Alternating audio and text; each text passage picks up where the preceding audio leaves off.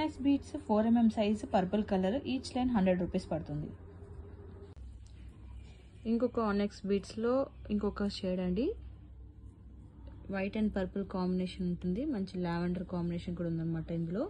So ఇది వచ్చి మనకి 100 రూపీస్ ఈచ్ లైన్. ఆనెక్స్ బీట్స్లో ఇంకొక కలర్ అండి, మనకి ఈచ్ లైన్ 100 రూపీస్ పడుతుంది. ఇది వచ్చి డార్క్ గ్రీన్ కలర్ అండి, dark green colour onyx beads అండి, సీ బ్లూలో dark colour onyx beads, each line 100 rupees. ఇది ఇంకొక షేడ్ అండి, మనకి మెహందీ గ్రీన్లో లైట్ షేడ్ ఉంటుంది కదా, సో ఆ షేడ్ అనమాట.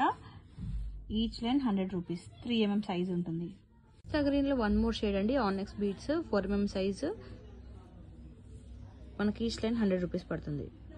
బీట్స్లో మనకి ఇంకొక షేడ్ అండి, ఇది పింక్ కలర్, పింక్ కలర్లోనే మనకి కొంచెం డిఫరెంట్ షేడ్ ఉందన్నమాట. సో మనకి ఈచ్ లైన్ 100 రూపీస్ పడుతుంది, 3mm సైజ్ ఉంటుంది.